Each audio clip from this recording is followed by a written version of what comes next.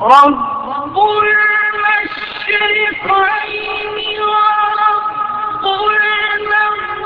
المغربين فبأي آلاء ربكما تكذبان مرج البحرين يلتقيان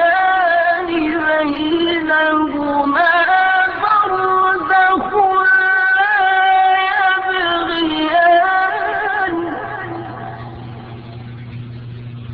فبأي